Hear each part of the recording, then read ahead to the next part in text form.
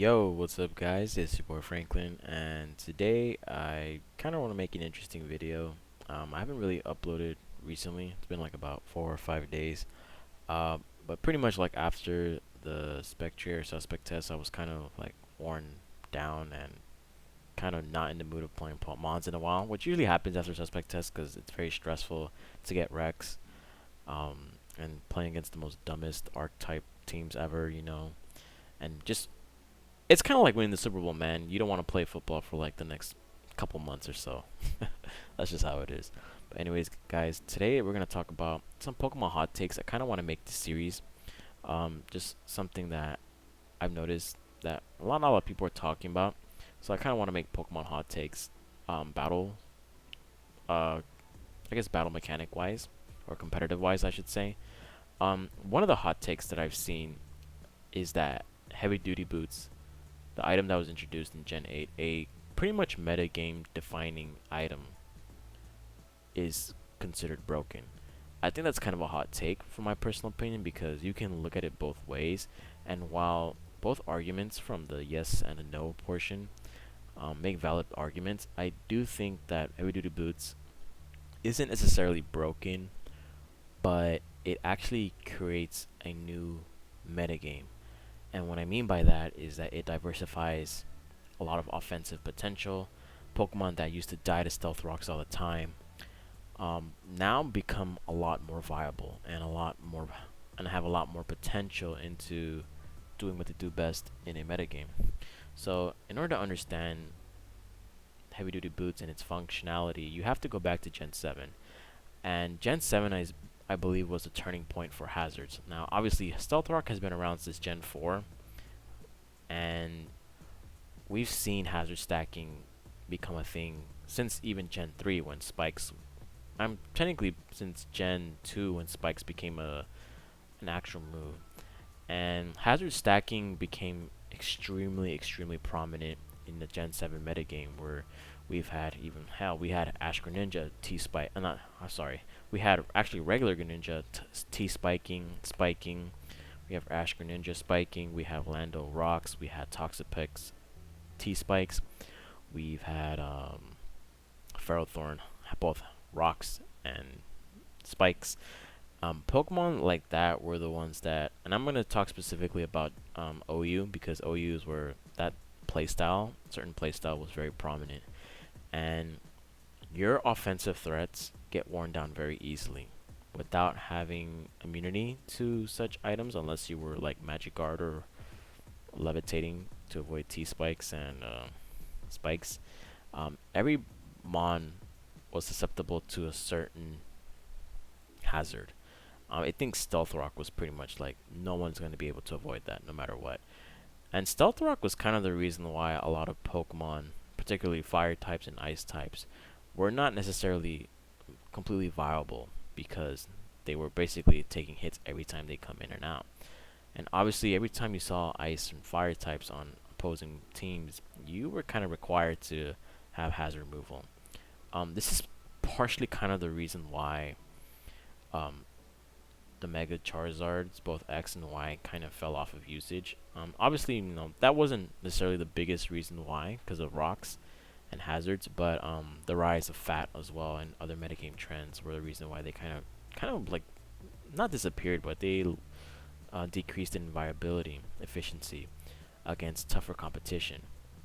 And an item like Heavy Duty Boots in Gen 7 would have been incredible. I think it would have been on par with Z moves.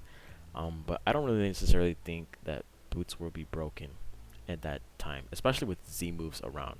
Would you rather trade Z moves for boots for longevity, or would you want to keep your Z moves for offensive power? And there's Mega Evolutions in play as well, so that's something else you got to take into consideration. But yeah, Gen 7, um, I guess Gen 7 stall was essentially compared to what it is now, it was very viable. You had the Regenerator core, and I'm going to talk a little about Regenerator with heavy duty boots because it's kind of interesting how we get something very new in Gen 8 and it decreases in essentially an archetype like Stall kind of doesn't really can't really catch up with the offensive viability of gigantic threats in this generation. So jumping to Gen 8, we got introduced to heavy duty boots, and this opened up a floodgate of viable Pokemon. Volcarona, as soon as it got released, obviously everyone was talking about Volcarona heavy duty boots, meaning that it doesn't care about T-Spikes, it doesn't care about its arch enemy Stealthrox. It can just set up quiver dances without worrying about taking chip. We've had defensive Volks rising in viability because it was able to handle very gigantic threats, physical attackers. Pokemon such as Cinderace, uh, even before Libero was released, it gained a lot of popularity because of heavy duty boots and court change, which was pretty cool as a niche move. Uh, Zeraora, one of the fastest, I think is the fastest OU Pokemon right now in terms of usage. It took advantage of heavy duty boots because it has to worry about rocks. It doesn't have to worry about getting worn down by T-Spikes, which was a kind of a problem that it had to endure in Gen 7. We've had Rotom Heat, which for some reason, which I mean, there's obviously a million reasons why, it overtook Rotom Wash as the premier Rotom form because heavy duty boots made it viable. And Rotom was a pretty good check to a lot of Pokemon in the metagame, and it was able to cripple pretty good bounce teams.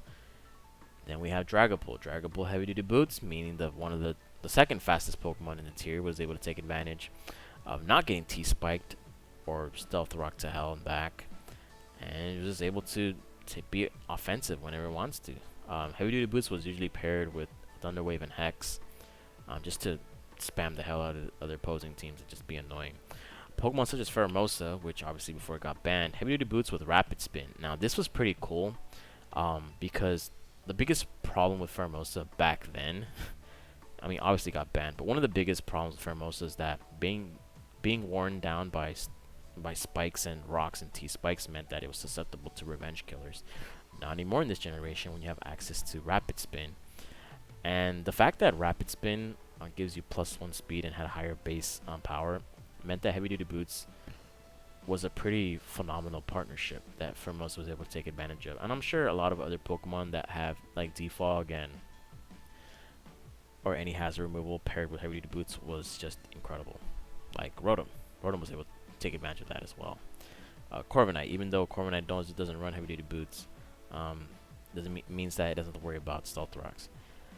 One of the biggest conceptions, or one of the biggest, I guess, ideals of hazards was essentially without hazards, leftovers would have been the most broken item in the game, which kind of makes sense, especially with Pokemon that like to regenerate. And this generation with heavy duty boots, I think Pokemon such as Torn, Cinderace, and I didn't even talk about Torn because they actually ended up getting, I believe, quick banned from National Dex OU. Because heavy duty boots means that Torn cannot be worn down by Stealth Rocks, and because of Regenerator, it's just going to be taking hits left and right and just switch out, switch in with pretty much good health. I think that and the rise of Blissey with heavy duty boots meant that defensive cores can pretty much are able to perform their functions in teams, especially in balanced slash offensive teams, without even worrying about passive damage. And I think this is where people start realizing, hey, heavy duty boots is kind of crazy. But in my opinion, I don't really think it's broken. I think, like I said, I would prefer to have a more offensive variety of Pokemon that can take advantage of it. We've seen Volk being pretty good in Gen 7, but it is now phenomenal in Gen 8 because it doesn't have to worry about rocks. Pokemon like Torn become very good, not just in offensive teams, but also in weather teams. Really great. We've seen Blissey with the combination of Teleport and Soft Boil meant that it just doesn't die. And Cinderace, you know, another offensive threat that loves heavy duty boots. It can just pivot in and out and not worry about anything. And heavy duty boots with momentum changing moves such as Volt Turn, Teleport, U-Turn, phenomenal. I would argue that maybe that would push it over the edge, but if every Pokemon had Regenerator, then maybe that would push Heavy Duty Boots over the edge. But I think people need to start realizing that you don't need hazards to win. Like, you don't really need to have hazards as a win con, unless you're running like T-Spikes with Hex Pokemon or Pokemon that like to wear down their checks. Um, I think with the rise of heavy duty boots, perhaps maybe even one day, I don't know when that day will be, hazards might be phased out completely, because I'm starting to see teams and looking at team preview, like, it sometimes I just wonder, like, is there any reason why I should be running Stealth Rocks? Is it mandatory for me to run Stealth Rocks? And obviously on a very offensive teams, you want to have that kind of edge over any team, because chip damage means that you're in a good chance of that your sweepers or late game cleaners are able to KO Pokemon that they need to KO in order to win. But now I start realizing, is it really necessary to have a Pokemon with hazards nowadays? Because a lot of Pokemon just doesn't seem to care. We have a lot of more defoggers now. Rapid Spin has become extremely viable to the point that, you know, getting hazards off the field is, you know, a pretty big thing.